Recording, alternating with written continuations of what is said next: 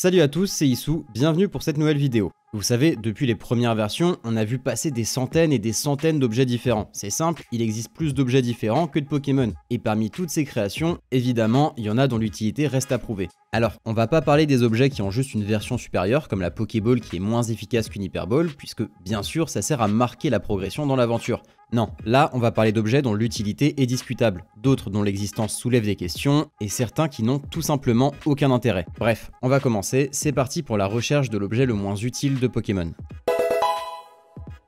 On va commencer avec l'un des objets les plus mystérieux ayant existé. Vous savez, il y a différents types d'objets. Il y a ceux qui peuvent être tenus par un Pokémon, ceux qui peuvent pas, ceux qui se consomment après une activation et ceux dont le nombre d'utilisation n'est pas limité. Dans tous ces objets non rares, il en existe une poignée qui ne peut être trouvée qu'une seule fois et seulement dans un seul jeu. Et parmi ceux-là, on a l'ADN Berserk. Alors, l'ADN Berserk est un objet consommable qui peut être tenu par un Pokémon. On peut le trouver que dans les versions or, argent et cristal. C'est un objet invisible qui se situe à Azuria sur 7 cases, là où se tenait la grotte inconnue dans les versions précédentes. En fait, c'est pas vraiment un objet inutile puisqu'il a un effet. Mais il y a deux points que je voudrais souligner. Déjà, on ne le trouve qu'une seule fois dans tout le jeu, et il ne réapparaît pas dans les versions suivantes, sachant qu'il est consommé à l'utilisation. Et secondement, l'effet est vraiment pas fou. En gros, c'est comme si le porteur subissait l'attaque vantardise. Sa statistique d'attaque est augmentée de 2 crans, mais en contrepartie, le Pokémon est confus. L'avantage par rapport à vantardise, c'est que l'objet est consommé dès l'entrée en combat, donc littéralement avant le tour 1. Le problème, c'est que le porteur est confus. Indéfiniment. Normalement, la confusion disparaît au bout de max 4 tours. Et bien là, non. La confusion ne disparaît qu'avec un objet de soin ou si le Pokémon est switché. Mais du coup, le boost en attaque disparaît également. Pour la petite anecdote, vous vous souvenez, j'ai mentionné plus tôt qu'on le trouvait là où se tenait la grotte inconnue. Eh bien, il y a un vrai lien avec Mewtwo, puisque dans les versions de la seconde génération, l'ADN Berserk est codé pour avoir des chances d'être tenu par des Mewtwo sauvages. Sauf que, il n'y a pas de Mewtwo sauvage dans ces versions, et qu'en plus, si on en fait apparaître en trichant, on ne peut de toute façon pas récupérer cet objet, puisqu'il est consommé dès l'entrée en combat.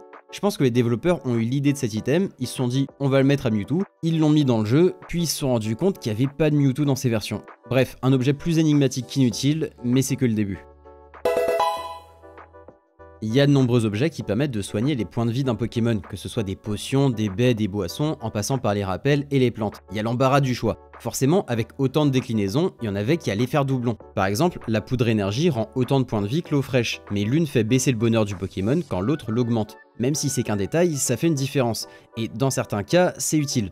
Par contre, techniquement, la super potion ne sert à rien, puisqu'avant la 7ème génération, elle rend autant de PV que ces deux derniers, mais n'apporte rien au niveau du bonheur du Pokémon, alors qu'elle coûte bien plus cher. 200 Pokédollars de plus que la poudre énergie, et 400 à 500 de plus que l'eau fraîche suivant la version. Et on pourrait se dire que c'est parce qu'on trouve les super potions bien plus tôt, et que par la suite on obtient de meilleurs objets au cours du jeu. Mais même pas, la plupart du temps on peut acheter les super potions juste une ville avant les autres. À part dans Ruby, Saphir et Emerald, on peut pas acheter les deux autres avant Nenukrik ou Vermilava. Sinon à Unis ou Alola, on peut avoir l'eau fraîche dès le début du jeu. Pareil dans les versions Ruby Omega et Saphir Alpha. Le fait que l'eau fraîche existe rend totalement inutile l'existence des super potions. Et même si pour une obscure raison, on veut pas faire monter le bonheur d'un Pokémon parce qu'on est des gens mauvais comme un certain parti allemand des années 20 à 40, bah il y a la poudre énergie.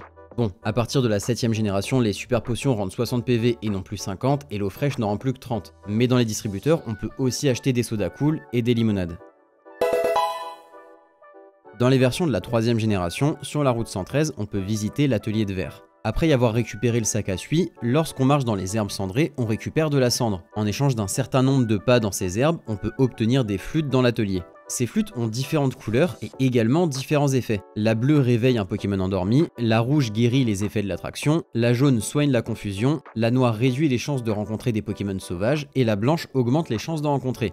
D'ailleurs, dans Ruby Omega et Saphir Alpha, les effets de la noire et de la blanche sont changés. La noire augmente entre 1 et 4 niveaux celui du Pokémon rencontré et la blanche les diminue de 1 à 4 niveaux. Ce qui fait que de cette façon, on peut rencontrer des Pokémon sauvages niveau 1. Bref, ces flûtes ont été gardées dans les versions suivantes, sauf qu'à partir de la 5ème génération et jusqu'à X et Y comprises, elles ont toutes perdu leurs effets, même la noire et la blanche. Leur seule raison d'être dans ces jeux est la revente. Et autant dans les versions de la 5ème génération, même si on ne peut en tirer que pour 10 Pokédollars en boutique, le père de la famille Koemonte nous les reprend pour 8000 Pokédollars pour les plus chers. D'ailleurs, au passage, ce cassos dit un flûte. Par contre, dans X et Y, ces flûtes ne servent à rien. On peut les revendre pour 10 Pokédollars, et c'est tout. Bon, en même temps, on peut pas les trouver dans ces versions, mais elles sont dans les codes des jeux, fonctionnelles et transférables, donc inutiles.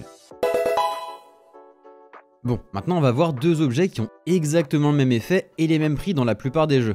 Au troisième étage du centre commercial de Céladopol, on peut acheter des Poképoupées, qui ont pour effet de nous permettre de fuir de n'importe quel combat contre un Pokémon sauvage. C'est à usage unique et ça s'utilise depuis le sac. On en retrouve à Doublonville en seconde génération, mais pas à Hoenn, certainement parce que Mélofée, le Pokémon qui sert de modèle à la poupée, n'est pas présent dans cette région. Du coup, la Poképoupée a été remplacée par la queue Skitty, qui a exactement le même effet et le même prix à Vergazon et dans le centre commercial de Nenukrik. Donc on est d'accord, cette queue Skitty a été ajoutée pour remplacer la Poképoupée dans une région où Mélofée n'est pas disponible. Sauf qu'à partir de la 5ème génération, les deux objets sont disponibles en même temps. Et dans Noir et Blanc, on peut en acheter dans la ville noire. Des Poképoupées pour 18 000 Pokédollars et des queues Skitty pour, entre guillemets, seulement 15 000. Bon, déjà à ce moment-là du jeu et à ce prix-là, c'est juste pour de la collecte, mais ça fait qu'il est inutile d'acheter des Poképoupées. Dans les versions suivantes, la queue Skitty est présente dans les données, ce qui fait que si on en transfère une, ça fait doublon avec la Poképoupée. Mais comme on la trouve pas en jeu, on va pas la compter. Après avoir vu deux items qui font la même chose mais qui sont quasiment pas présents dans les mêmes jeux, on va en voir deux qui font la même chose, qui ont le même prix de revente et qui sont présents dans les mêmes jeux. Dans les versions or, argent et cristal, on peut récupérer un ruban rose auprès de Marie sur la route 29 le mardi après avoir obtenu le premier badge. On peut en avoir un second à la tour radio auprès de Lula l'animatrice radio après y avoir chassé la Team Rocket. Cet objet augmente de 10% les dégâts type normal du Pokémon qu'il porte. Sauf qu'en seconde génération, il y a le bloc temporel qui permet de transférer dans ces versions des Pokémon des jeux précédents. Et quand un Pokémon est transféré, il reçoit un objet propre à son espèce. Ça peut aller de la simple baie pour Chenipan au reste pour Ronflex. En fait, la grande majorité des Pokémon tient une baie, et parmi les exceptions, on a Rondoudou qui lui porte le ruban à poids, qui est un objet qui augmente de 10% les dégâts de type normal du Pokémon qu'il tient. Donc exactement le même effet que le ruban rose. Bien évidemment, ces deux items se vendent au même prix, et du coup on peut farm les rubans à poids, ce qui veut dire que l'un des deux ne sert à rien. Je comprends pas pourquoi ils ont pas simplement donné le ruban rose à Rondoudou, surtout que la couleur lui correspond assez bien. À partir de la 3ème génération, ces objets ont été remplacés par le mouchoir soie. On a vu des objets qui faisaient la même chose que d'autres mais qui factuellement ont une utilité, on va maintenant se pencher sur des objets qui ont une utilité même si ça reste discutable. Vous savez, il existe certains objets qui sont faits pour des Pokémon bien précis, comme la masse os qui double l'attaque d'Osselet et d'Ossature. Mais parmi ces items, on a la poudre métal et la poudre vite. Et que font ces objets? Ils augmentent des statistiques de métamorphes. La poudre métal augmente sa défense d'un cran et depuis la 4ème génération, ça augmente également sa défense spéciale. Et la poudre vite double sa vitesse. Et sur le papier, ça paraît pas dégueu. D'autant plus que la vitesse est l'une des statistiques les plus importantes. Mais ça serait encore plus fort si Métamorph perdait pas ses boosts en se transformant. Parce que la seule capacité qu'apprend ce Pokémon, c'est Morphing. Du coup, il a pas le choix de se transformer. Et donc de perdre ses augmentations de stats. Ça fait qu'une fois transformé, il a pas d'item. En plus de ça, depuis la 5ème génération, il a reçu le talent caché imposteur, qui fait se transformer dès son arrivée sur le terrain. Et donc ces objets ont encore moins de sens. Encore avant ça, on aurait éventuellement pu dire que ça permettait à Métamorph d'avoir plus de chances de tanker une attaque avant de se transformer, ou carrément d'être plus rapide que l'adversaire, et donc se transformer avant. Et franchement, je suis gentil, mais vraiment, on va pas se mentir, personne ne joue Métamorph sans imposteur, et pourtant je suis sûr qu'on peut trouver encore moins utile. On va rester dans le thème des items faits précisément pour un Pokémon avec celui-ci. La poudre métal, l'ADN Berserk, le ruban rose et le ruban à pois sont apparus en 2G. Mais croyez-moi, c'est pas terminé avec cette génération, puisqu'on a aussi eu droit au point chance, qui est parfois tenu par des Levénards sauvages, et attention, son effet est incroyable.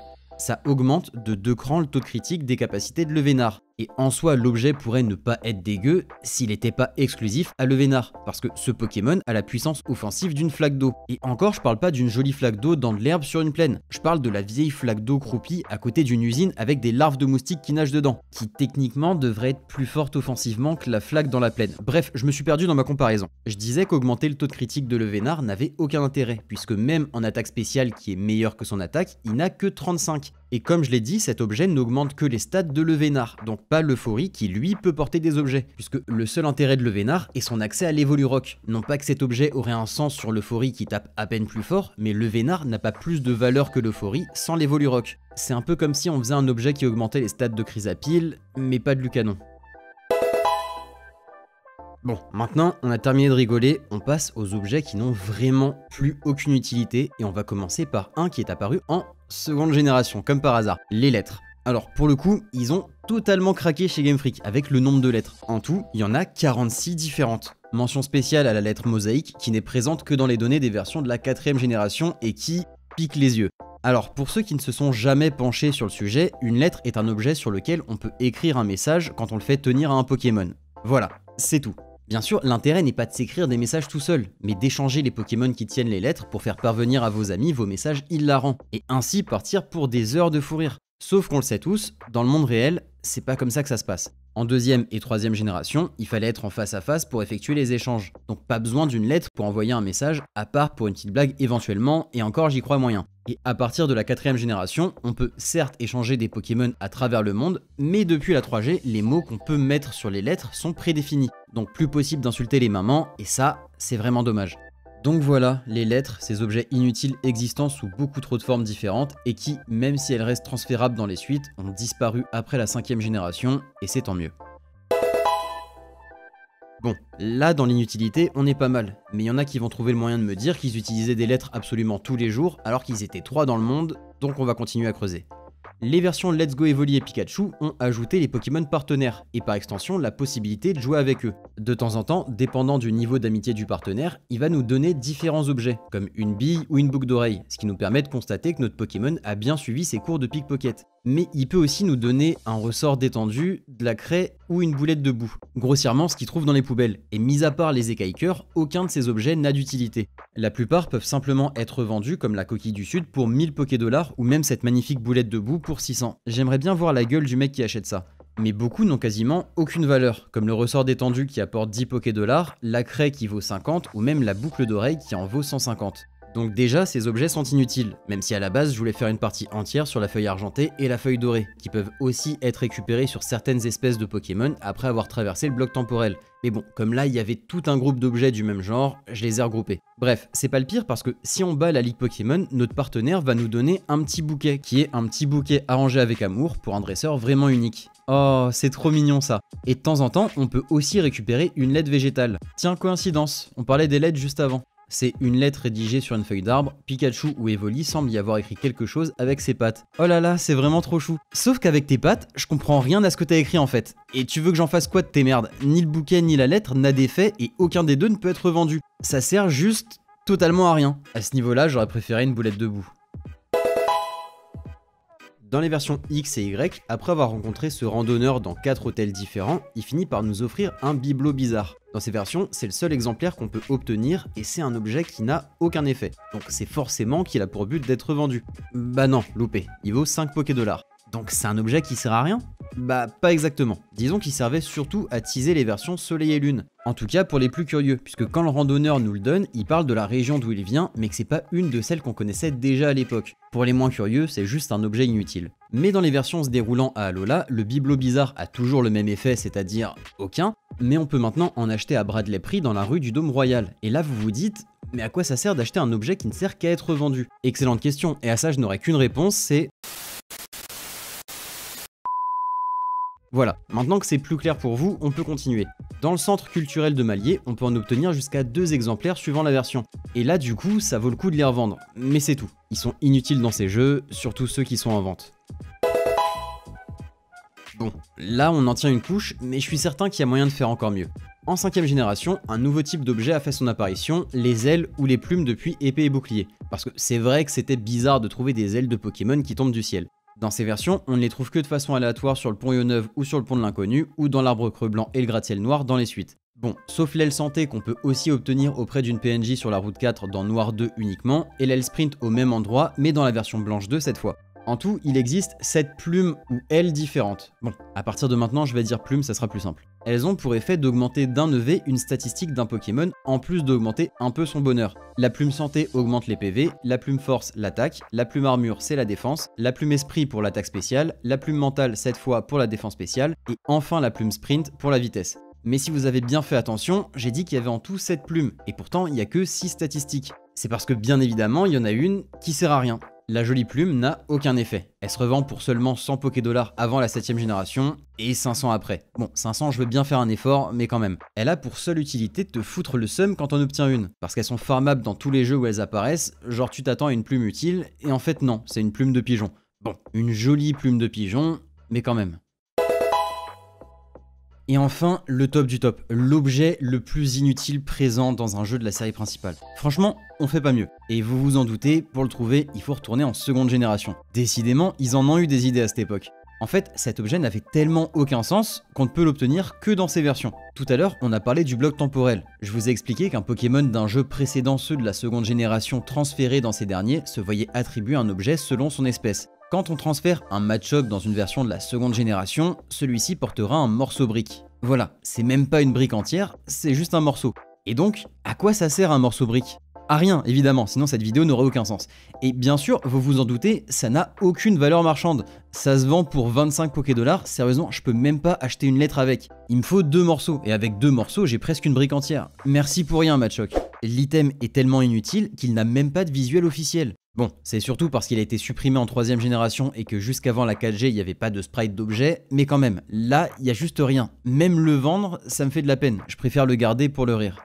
Et voilà, on a fait le tour des objets inutiles des jeux Pokémon. Bien sûr, il y en a qui vont trouver le moyen de me dire qu'ils utilisent le point chance dans toutes leurs parties, etc. Mais soyons honnêtes 2 minutes. Si vous pensez à un objet particulièrement inutile qui ne figure pas dans cette vidéo, n'hésitez pas à en parler dans les commentaires. Comme d'habitude, pensez à vous abonner si vous comprenez le français. Sur ce, je vous dis à la prochaine. Ciao!